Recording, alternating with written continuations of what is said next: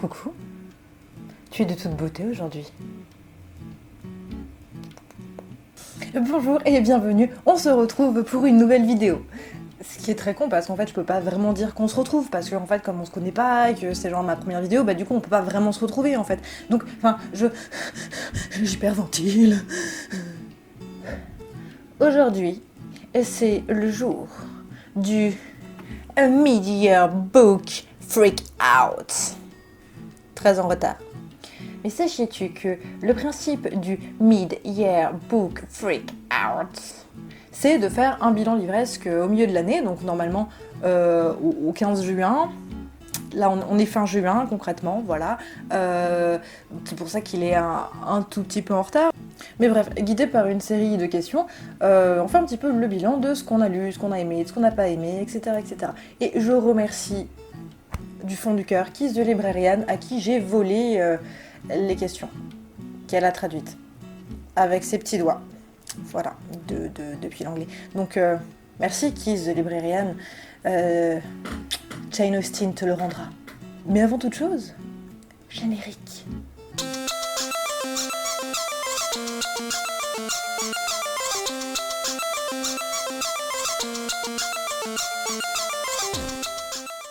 Pour ouvrir ce Mid-Year Book Freak Out, je vais pas le lire tout le temps comme ça parce que ça va être très très chiant. Pour l'ouvrir, on va commencer avec la première question. Quel est le meilleur livre que tu as lu jusque-là en 2019 ?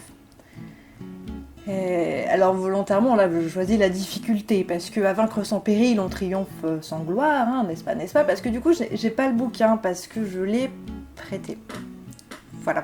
Et je prête mes livres, je donne de ma personne. Donc, il s'agit de Qui a peur de la mort, de Ndedi Okorafor. C'est un livre que...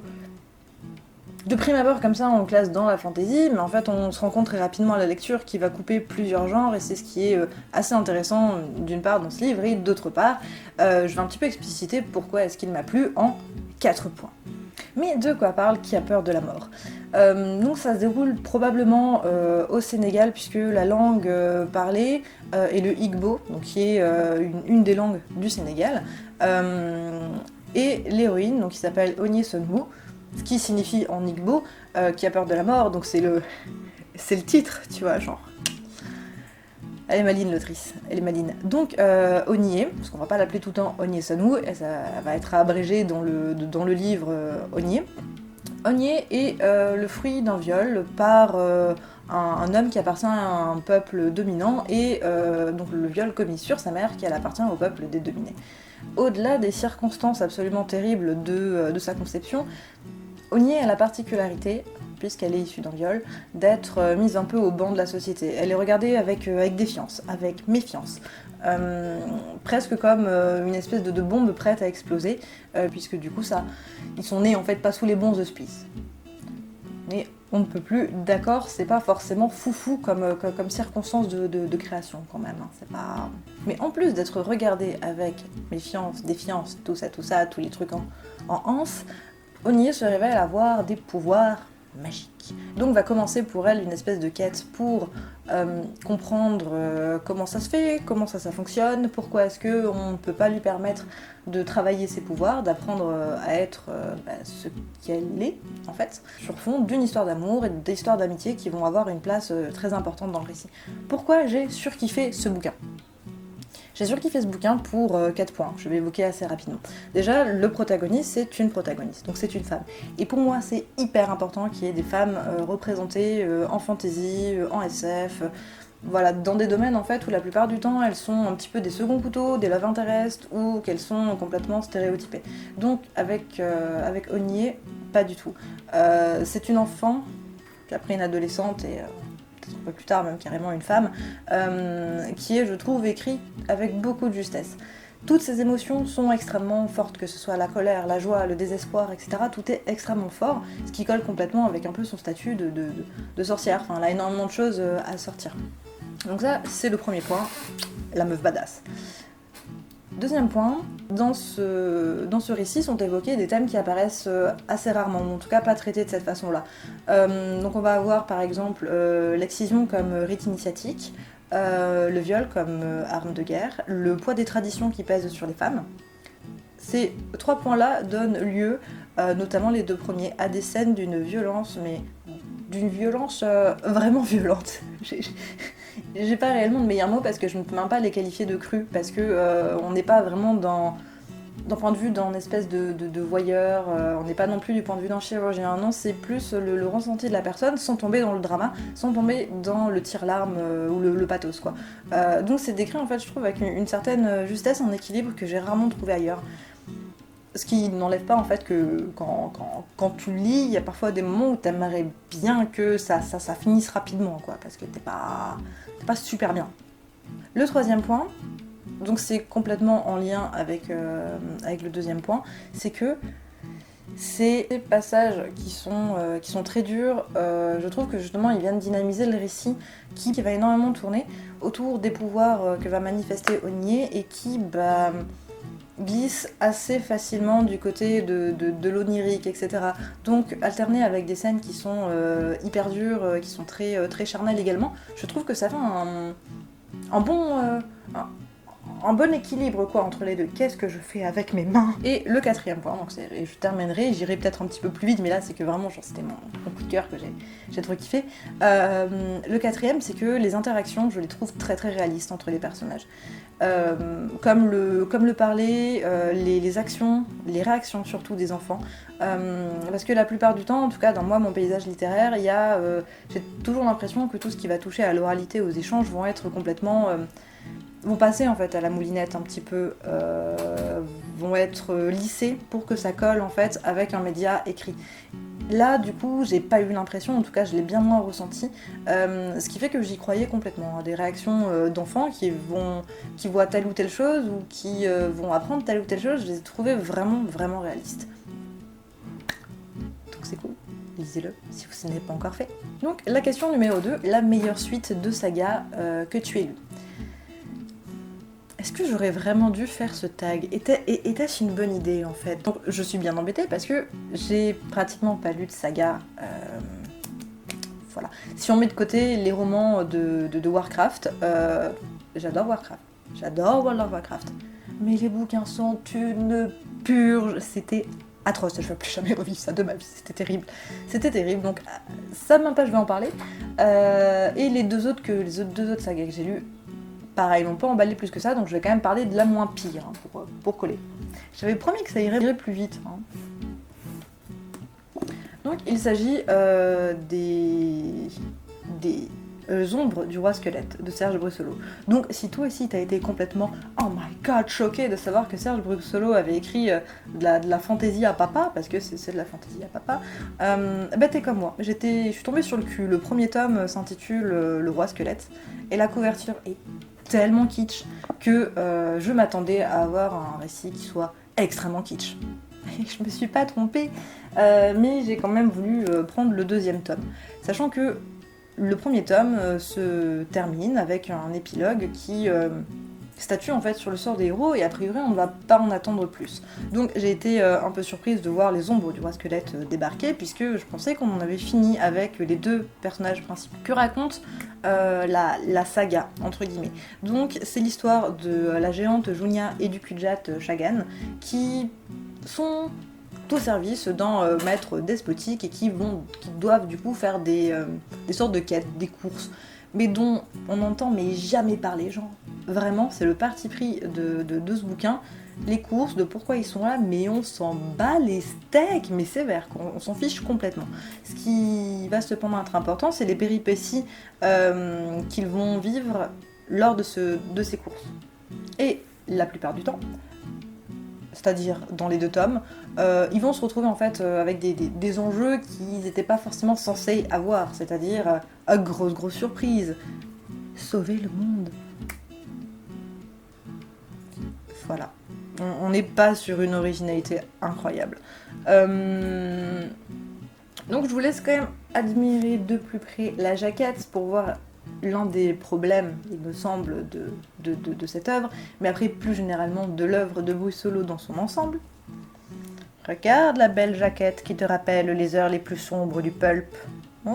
Ce bon vieux sexisme dégueulasse. Ce que je peux dire de positif, parce que c'est quand même censé être la meilleure suite de saga que j'ai lue. Déjà, j'ai trouvé ça surprenant, mais plutôt agréable, parce qu'en fait, ce bouquin ne suit absolument pas la chronologie. J'ai plus l'impression qu'il va réécrire les éléments de la fin du premier tome, parce qu'en fait, c'est comme si en fait, le premier tome n'avait jamais existé. Mais on pense quand même que tu connais les personnages, tous les bails qu'il y a eu avant, etc. Donc en termes de chronologie, c'est un peu surprenant, mais moi j'ai bien aimé finalement. Je trouve que c'est une liberté qu'on peut prendre justement avec la fantasy à papa pour la rendre un petit peu moins chiante quoi. Autre point agréable, le vocabulaire employé. Alors c'est pas de la grande littérature, hein, enfin grande littérature. On n'est pas sur un travail stylistique de malade, mais jamais dans Bruxelles. En revanche, il y a vachement d'insultes, il y a plein de gros mots. Moi j'adore les gros mots. Et il y en a plein. C'est super. Et question 3, une nouvelle parution que tu n'as pas encore eu le temps de lire. Texto, de Dimitri Glukovski. Glukovski a écrit la saga Métro, donc c'est du post-apo qui se déroule sur les nobles terres russes, notamment dans les métros. Voilà, donc là, les gens essayent tant bien que mal de survivre un peu comme ils peuvent, sur fond de guerre intestine. Texto, ça a rien à voir parce que du coup c'est pas du post-apo a priori, c'est un thriller basé sur les nouvelles technologies, le téléphone, les tablettes, internet, etc. Et concrètement je peux pas vous en dire plus parce que le résumé est assez avare en termes de détails ou de ce qu'on va trouver là-dedans. Je sais pas du tout à quelle sauce on va être mangé. Tout ce que je peux vous dire sur Texto, c'est que le libraire qui me l'a conseillé a dit que c'était super. Et aussi, très important, je mets en garde les technico-sceptiques. Vous allez être très déçus parce que, a priori, toujours d'après ce libraire qui m'a dit que ce serait formidable, il n'y a pas de morale à deux balles du genre la technologie c'est le mal, éclairons-nous à la bougie, allons faire caca dans les bois. Non, a priori, on n'est pas là-dessus, donc c'est assez encourageant. La parution que tu attends le plus, Noémie, mais qu'est-ce que c'est ? Donc il s'agit de Son corps et autres célébrations de Carmen Maria Machado.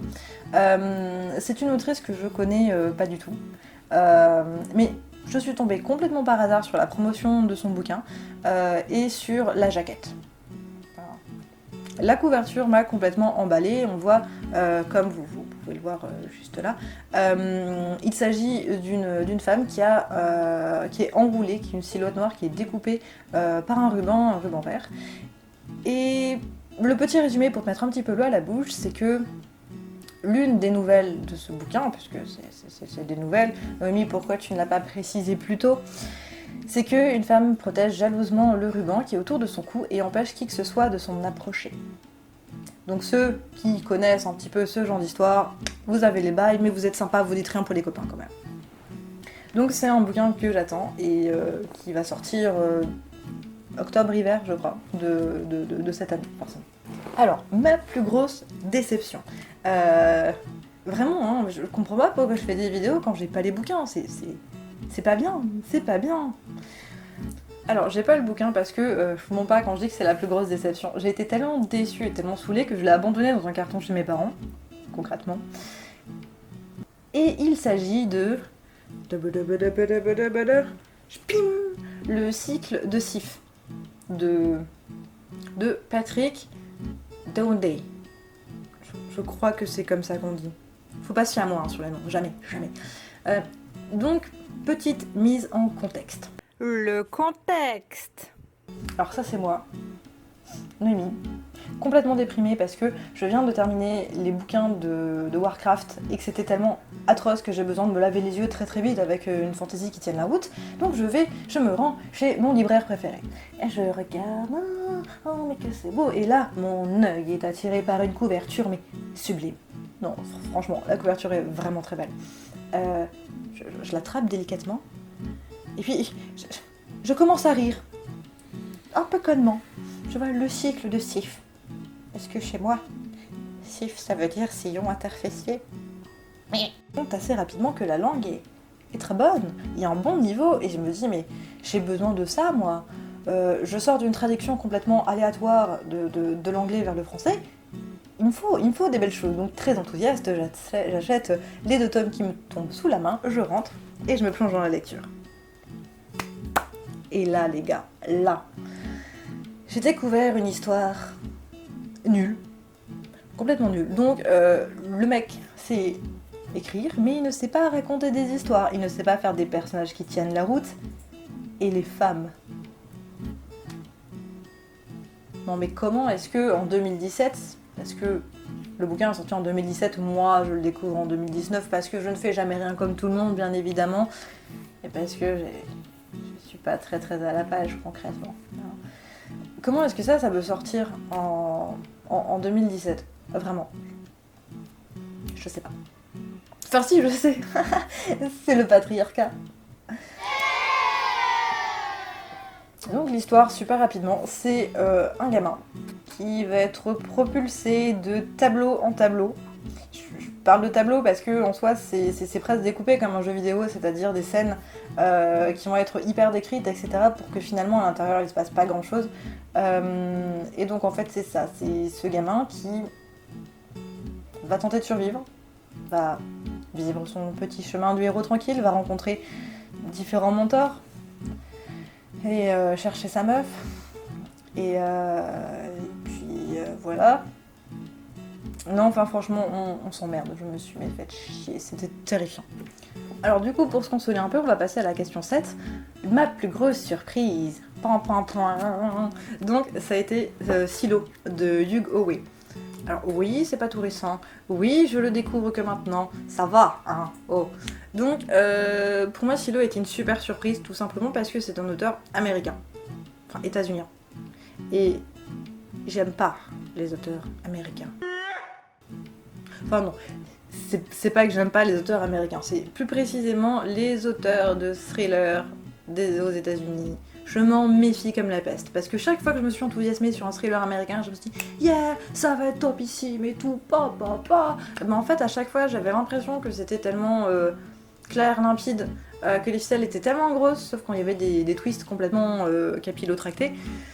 Et bah là j'ai kiffé. Alors oui, les ficelles la plupart du temps sont grosses. Oui, les pages, enfin il y a un gros effet de page turner, donc les espèces de cliffhangers en fin de chapitre, ils sont quand même hyper évidents, mais ça n'a pas empêché plutôt mon bonheur à le lire. Et en top du bonheur, c'est que le protagoniste en fait c'est une protagoniste qui est badass. Et ouais, si vous commencez à avoir un petit schème qui se dégage, c'est normal. Donc, l'histoire de Silo, la Terre a été ravagée. J'adore l'histoire qui commence par « La Terre a été ravagée ». Et les humains qui restent semblent être relativement peu nombreux et vivent enfermés dans un énorme silo. Un silo à grains, en gros, mais genre gigantesque, qui est planté dans le sol. Donc ils n'ont bien évidemment pas le droit de sortir, car sortir signifie mourir comme un caca. Il y a beaucoup de tensions à l'intérieur, des guéguerres politiques, avec des enjeux de pouvoir, etc. Et on va suivre... pas forcément dès le début, mais on va finir par suivre Juliette qui est appelée à devenir la nouvelle mère du silo. Mère comme... Le chef de nous. Voilà. Et donc elle va se rendre compte qu'il y a plein de trucs qui vont pas du tout, que ce soit à l'intérieur du silo, que ce soit le pourquoi du comment que les gens ils sont enfermés dans le silo, etc. Et donc cette lecture a été vachement bien. Ton nouvel auteur favori? Moi mon nouvel auteur favori, c'est une autrice et c'est Naomi Novik. Naomi Novik, en fait, je l'ai lu avec Déraciné et ensuite avec Spining Silver. Et je l'aime, en fait. Je crois qu'il n'y a pas grand-chose d'autre à dire. Je l'ai lu finalement assez tardivement, comme à peu près toutes mes lectures, mais qu'est-ce que c'était bien. J'aime trop ce qu'elle écrit. Parce que déjà, on suit des meufs qui sont badass, qui sont fortes, qui sont pas stéréotypées, qui sont différentes. C'est tellement bien, je vous remercie Naomi Novik, je vous remercie, tu vois, droit dans les yeux, genre merci. Et pour ceux qui ne le savent pas, je vais vous donner encore une autre bonne raison de soutenir Naomi Novik, c'est que on lui doit notamment AO3, donc Archive of Our Own, je le dis extrêmement bien. Mon nouveau crush fictif. Mon nouveau crush fictif, c'est Juliette, dans Silo. Voilà. La meuf, comme je l'ai dit, elle est appelée à diriger, elle a un caractère qui est super fort, elle a pas froid aux yeux, et c'est typiquement le genre de caractère de personnage où je veux dire « Ah !» Toi moi, en arrière-boutique, Voilà. Donc, Juliette, hein. Gros crush. 9. Mes nouveaux persos préférés. Concrètement, j'en ai plusieurs, mais je vais en citer qu'un seul. Parce que j'ai quand même beaucoup à dire du livre duquel il est tiré. Et plutôt que d'y consacrer une vidéo en entier, mais peut-être que je le ferai car je suis une femme voilà, un peu frivole, c'est du coup Sphinx dans La maison dans laquelle de Mariam Pietrosian. Je vérifie parce que en général je me trompe une fois sur deux sur son nom. Donc La maison dans laquelle, je vais pas vous mentir, concrètement je l'ai acheté parce que je pensais vraiment que c'était un truc avec un psychopathe qui signait ses meurtres à la craie. D'où un petit peu la grosse dissonance cognitive quand j'ai ouvert le bouquin et que j'ai lu le résumé qui annonce que c'est un bariolé nostalgique. Est-ce que, vraiment, en toute honnêteté, ça t'évoque le bariolé et le nostalgique? Moi, pas trop. Mais en fait, du coup, finalement, le résumé avait pas complètement tort, et je pense surtout que le design de l'objet un petit peu chié dans la colle, quoi. Que raconte La maison dans laquelle, qui pèse à peu près un âne mort, donc je vais le poser, comme ça, voilà, je vais pas outrepasser mes limites. Donc c'est l'histoire d'adolescents qui sont dans une pension qui est seulement désignée par le terme « la maison ». Ces adolescents ont la particularité d'être tous porteurs d'un handicap, qu'il soit mental ou physique. Le bouquin alterne le point de vue de différents personnages, parfois à différentes époques. Donc à travers ces différents personnages, on va un petit peu comprendre les dynamiques qui existent au sein de cette pension.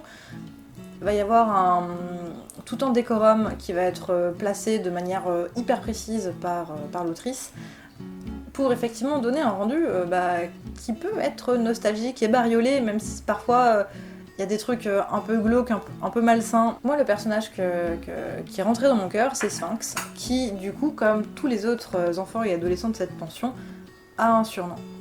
Je vous en dis pas plus, mais Sphinx a changé de surnom, ce qui ne se fait pas. Et c'est extrêmement frustrant pour moi, car j'ai vraiment très envie de vous expliquer pourquoi est-ce que je trouve que Sphinx est un personnage incroyable, mais je ne le peux pas sans vous spoiler salement, et ce serait vraiment dommage parce que je trouve que c'est, au-delà du fait que ce soit un objet vraiment curieux, c'est un bon bouquin, quoi. Ouais, je crois qu'il va probablement être dans mes coups de cœur de l'année. Question 10. Un livre qui t'a fait pleurer cette année? Alors c'est pas très très difficile parce que je suis un peu une chochotte, mais celui qui m'a fait pleurer, je pense, le plus récemment en tout cas, ça va être encore un bouquin que je n'ai pas en physique parce que je l'ai prêté. Donc il s'agit de Lecture otage de Yoko Ogawa. J'adore Yoko Ogawa, elle a écrit un de mes bouquins préférés, mais ça, tout le monde s'en fout. Et ce bouquin m'a fait pleurer, mais c'est terrible. Pour vous placer un tout petit peu le décor, et là vous inquiétez pas, je vais pas vous spoiler parce que c'est littéralement la première page du bouquin. Un groupe de voyageurs japonais sont kidnappés, sont séquestrés par des terroristes. Un peu l'équivalent en fait des forces d'intervention spéciales japonaises vont faire irruption dans la maison pour tenter de les délivrer, ce qui va provoquer une explosion qui va tuer tout le monde. Du fun. Et c'est là que c'est ça qui va avoir donné lieu au roman, qui est en fait composé d'une multitude de petits récits, un récit par otage. Les otages ont pu, durant leur captivité, enregistrer à l'insu de leurs ravisseurs des extraits, des morceaux, des petites histoires qui leur sont arrivées. Et c'est ces petites histoires qu'on va découvrir. Alors j'ai beaucoup pleuré, même si c'est pas un bouquin qui est tire-larme. Mais c'est toute l'atmosphère qui s'en dégage, c'est cette espèce de nostalgie un peu acide, ces fins qui sont vraiment douces, amères, avec toujours une espèce de poids sur le cœur de c'est pas juste ce qui a pu t'arriver dans cette histoire, ou au contraire, ça aurait tellement pu se passer autrement, et je pense que ça aurait été presque encore mieux. Voilà, donc j'ai beaucoup pleuré sur ce bouquin. Un livre qui t'a rendue heureuse, du coup... Lecture otage de Yoko Ogawa. Donc c'est complètement con, hein. Ça m'a fait pleurer toutes les larmes de mon corps, mais ça m'a rendue tellement heureuse en même temps. Si je peux prendre une métaphore, ou plutôt une allégorie complètement pétée, c'est comme si tu chopais la petite Madeleine de Proust là, et que tu mords dedans en mode ah mon enfance, et en fait à l'intérieur, elle est hyper rance, elle est pratiquement dégueulasse, mais finalement tu l'aimes bien quand même parce que ça te renvoie ça te renvoie à ton enfance, mais même s'il y avait des trucs qui étaient pas forcément très cool, bah tu kiffes quand même et ça te rend quand même heureux, même si ça te rend triste en même temps. Genre c'est une espèce de nostalgie qui est complètement fucked up quoi. Et ça c'est ce que j'ai trouvé dans ce roman qui m'a fait pleurer et rendu heureuse. Donc question 12, le plus beau livre que tu aies reçu. Donc il s'agit pour moi de Dans un rayon de soleil de Tilly Walden. C'est une amie qui me l'a offert il me semble pour le début d'année ou juste parce que elle m'aime très fort, donc surtout sentez-vous libre de me faire plein de cadeaux parce que vous m'adorez, parce que j'adore les cadeaux. Il s'agit d'un roman graphique. Voilà, quand on parle beauté, forcément on pense à roman graphique, en tout cas moi je pense à ça, probablement parce que je suis un petit peu limitée en termes d'imagination. Et donc c'est une épopée SF, on va suivre un équipage dans un vaisseau spatial.